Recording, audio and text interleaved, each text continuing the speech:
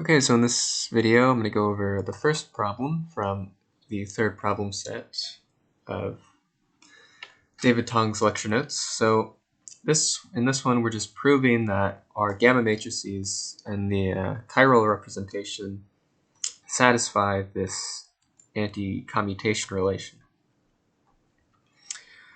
And so I do it. I do the the spatial parts and the time parts separate. So if I do the anti-commutation of the time of the space parts, you just use the definitions, multiply the things out, and ultimately what you get is this thing, which involves the anti-commutators of the Pauli matrices, but the anti-commutator of the Pauli matrices, you just get a delta ij times a 2x2 identity, basically.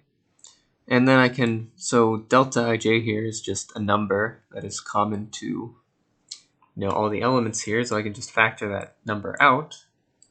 And so, so I get this, and then delta ij is, numerically it's equivalent to, or rather minus delta ij is eta ij. And then this is obviously 4x4 identity matrix. So you get what you're supposed to get.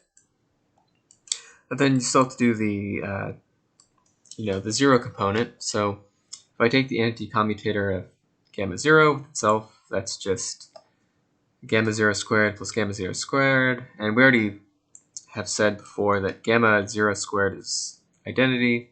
So this is just 2 times the identity, which I could write as 2 eta 0 0 I4 eta 0 0 being 1. And then the only part left is the anti-commutator with gamma 0 with any of the spatial parts, which again you can work out, and you get 0. So, which is what you should get. And so, combining all these things, you get this relation. So the next part is more difficult. It's much more difficult than I thought it was going to be. And it's important that you you set things up in the right way, because otherwise, I tried to do it in one way, and the math really got out of hand. So basically, what he asks is, so there's another representation that looks like this, another representation of our gamma matrices, where the spatial part is the same, but the gamma 0 is different. And he asks us to find a unitary transformation matrix such that we can get to these new gammas by this kind of transformation. And so he writes it like this, and so to make things easier later, what I do is I just multiply on the left by u dagger, and on the right by u. And since u is unitary, that's, I just multiply on the left by the inverse, basically, and the right by u. So I get this equation. And that's what I want to work with.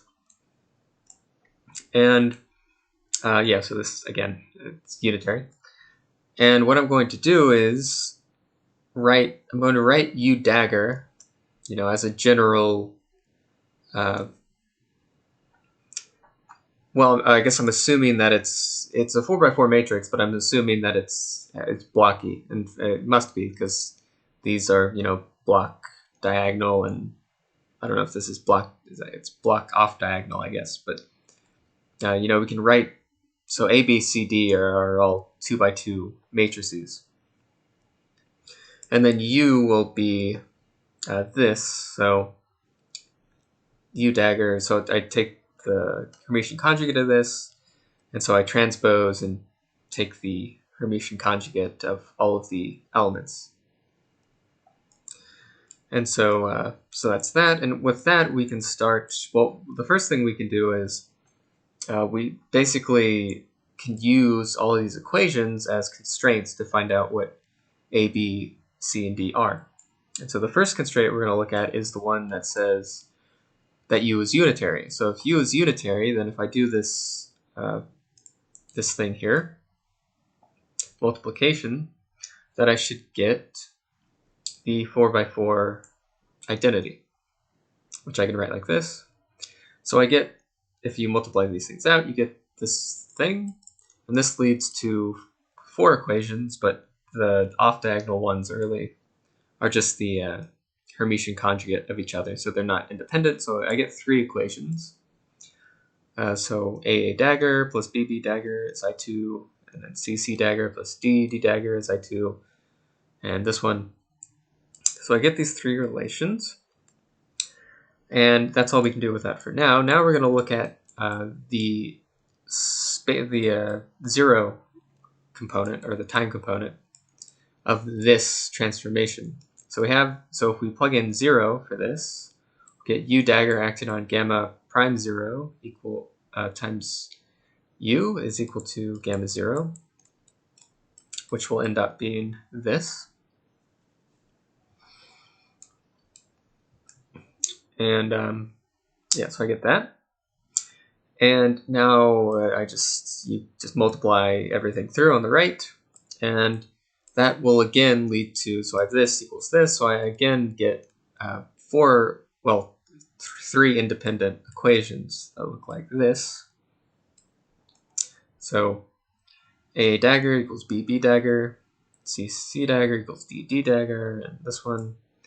And from those and the old constraints, so for example, AA dagger equals BB dagger, then we can plug that into this constraint down here, and that tells us that 2AA dagger is equal to I2, or 2BB dagger is equal to I2. And then similarly for CC dagger and DD dagger, and also with this equation, you can find that this equation and the other equation down here, this one, you find that 2AC dagger is I2 and 2BD dagger is minus I2.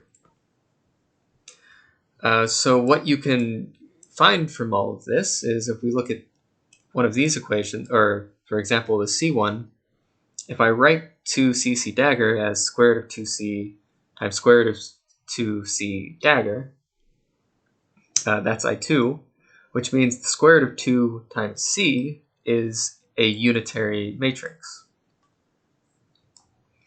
And similarly, the same thing would happen with all of these. So all of these, square root of 2 times A is unitary, square root of 2 times B is unitary, and so on.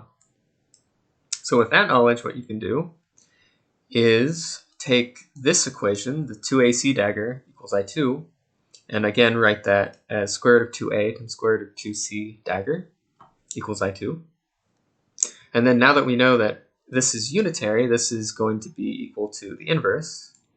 And so that tells us that basically that A equals C. And we could do a similar thing with this equation, also using that B and D are unitary, to find that B is equal to minus D. And that's, very constraining. So that helps us a lot. So now the only thing left to do is we still have our spatial constraints. So we have this equation in the case of, the gamma i's. So if I plug in all of my gamma prime I, my gamma I into here, and I use my constraints to write, so instead of A, B, C, and D, I have A, B, A, and minus B using these constraints. And then similarly for for U. And yeah, so that, again, you just do the matrix multiplication on the right, and you will get, that will lead you to 2 independent equations, these 2. And I think I just add these together, or maybe this, yeah, I do this minus this, and I get to this equation. And from here, this is simple enough that you can just pick out what A and B can be. And so I just choose square root of 2a is I2 and square root of 2b dagger is minus I2, then this equation will be satisfied. And so A is I2 over the square root of 2, and B is minus I2 over the square root of 2.